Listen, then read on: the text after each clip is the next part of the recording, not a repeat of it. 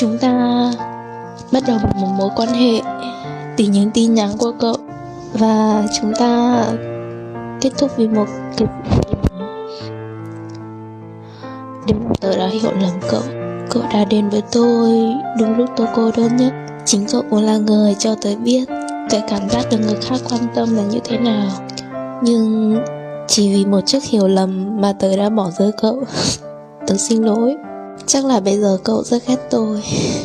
Tớ bắt đầu bỏ liên lạc với cậu từ tháng 12 năm 2019 cho đến bây giờ là cuối tháng 4 năm 2021. Một thời gian không ngắn cũng không dài. Cho dù là tớ đã nói bỏ cậu rồi, nhưng cứ mỗi lần thấy cậu vào theo dõi tớ lại không ngừng được cảm xúc. Tớ còn nhớ là tháng 2 vừa rồi cậu nhắn tin cho tớ, cậu hỏi là tớ còn nhớ tên cậu không? Có. Tớ chưa bao giờ quên những gì mình nói với lại tên của cậu. Bây giờ mình cũng chả muốn nhắc gì đến cậu đâu, ảnh hưởng đến cuộc sống của cậu.